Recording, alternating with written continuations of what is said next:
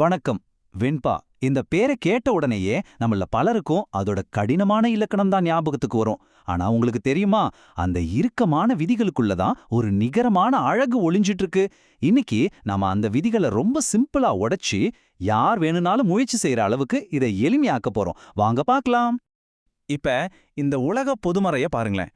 ரெண்டே அடிதான், ஆனா ஒரு வாழ்க்கை தத்துவத்தையே அதுக்குள்ள அடக்கிருச்சு. இதோட ஓசை நயத்துக்கும் இந்த கச்சிதமான அமைப்புக்கும் பின்னாடி ஒரு கணித சூத்திரம் மாதிரி ஒரு ரகசியம் இருக்கு. அது என்னன்னு நீங்க எப்போதையாவது யோசிச்சிருக்கீங்களா? சரி வாங்க, அந்த ரகசியத்தை நாம இப்போ உடைப்போம். இதுதான் நம்மளோட இன்னைய திட்டம். முதல்ல வெண்பானா என்னன்னு ஒரு இன்ட்ரோ, அப்புறம் அதோட அஸ்திவாரங்களான சீர், தலை பத்தி பார்ப்போம்.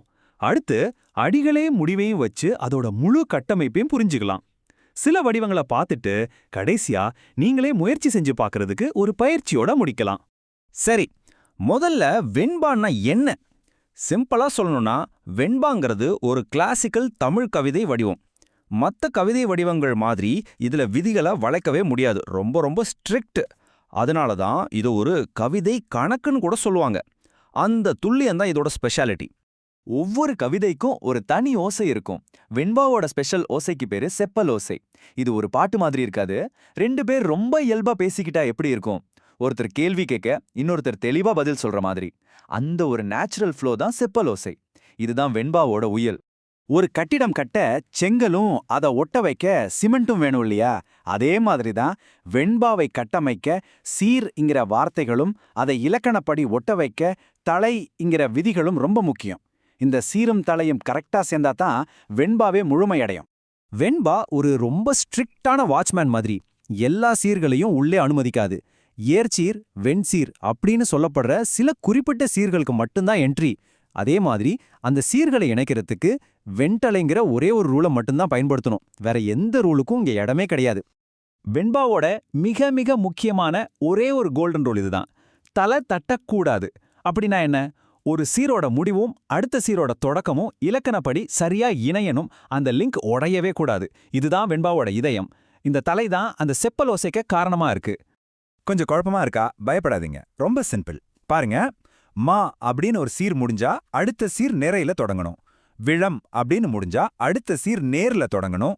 அதே மாதிரி காய் அப்படின்னு முடிஞ்சா அடுத்த சீர் கண்டிப்பா நேர்ல தான் தொடங்கணும். அவ்வளவுதான். இந்த 3 விதிகள் தான் வெண்டலையோட மொத்த ரகசியமும். ஓகே, இப்போ சீர்ங்கிற செங்கற்களை எப்படி இணைக்கிறதுன்னு பார்த்தாச்சு. இப்போ அந்த செங்கற்களை வச்சு எப்படி வரிகளை, அதாவது அடிகளை உருவாக்குறதுன்னு பார்க்கலாம். வெண்பாவோட முழு அழகும் இந்த அடிகளோட அமைப்புல தான் இருக்கு. இது ஒரு 3 ஸ்டெப்ல நடக்கிற கட்டுமானம். முதல் மற்றும் மத்த அடிகள்ல பொதுவா 4 சீர்கள் இருக்கும். ஆனா கடைசி அடியில மட்டும் ஒரு சின்ன ட்விஸ்ட். அதுல 3 சீர்கள் தான் இருக்கணும். அது மட்டும் இல்ல, அந்த கடைசி அடியில வர்ற கடைசி சீர் ஒரு ஸ்பெஷல் ஓசையோட முடியணும். இந்த அமைப்பு தான் வெண்பாவுக்கு அதோட தனித்துவமான வடிவத்தை கொடுக்குது. அந்த கடைசி சீர் எப்படி முடியணும்னு சொன்னேன் இல்லையா? அதுக்குன்னு 4 ஆப்ஷன்ஸ் தான் இருக்கு. ஒன்னு நாள்ங்கிற ஓசையில முடியணும், அல்லது மலர், காசு, பிறப்பு. இந்த 4ல ஏதாவது ஒன்றை வச்சு கவிதையை முடிக்கும்போது தான் அந்த வெண்பாவுக்கு ஒரு அழகான முழுமையான ஃபினிஷிங் கிடைக்கும். நம்ம இதுவரைக்கும் பார்த்த விதிகள் எல்லா வெண்பாக்களுக்கும் பொதுவானது. ஆனா அடிகளோட எண்ணிக்கையை பொறுத்து வெண்பாக்குள்ளேயே சில வகைகள் இருக்கு. இப்போ அதுல சில முக்கியமான வகைகளை பார்க்கலாம் வாங்க. வெண்பாவோட வடிவங்கள் எப்படி மாறுதுன்னு பார்க்க 2 சூப்பர் உதாரணங்கள் இங்க இருக்கு. இடது பக்கம் இருக்கிறது 2 அடிகளை கொண்ட குறள் வெண்பா. நம்ம திருக்குறள் தான் இதுக்கு சிறந்த உதாரணம். வலது பக்கம் இருக்கிறது 4 அடிகளை கொண்ட நேரிசை வெண்பா. பாத்தீங்களா, அடிப்படை விதிகள் ஒண்ணுதான், ஆனா அடிகளோட எண்ணிக்கை கவிதையோட வடிவத்தையே மாத்துது. இந்த சார்ட்டை பார்த்தா இன்னும் தெளிவா புரியும். 2 அடினா அது குறள் வெண்பா, 4 அடினா அது நேரிசை வெண்பா, 5 அல்லது அதுக்கு மேல அடிகள் இருந்தா அதுக்கு பேரு பகிரடை வெண்பா.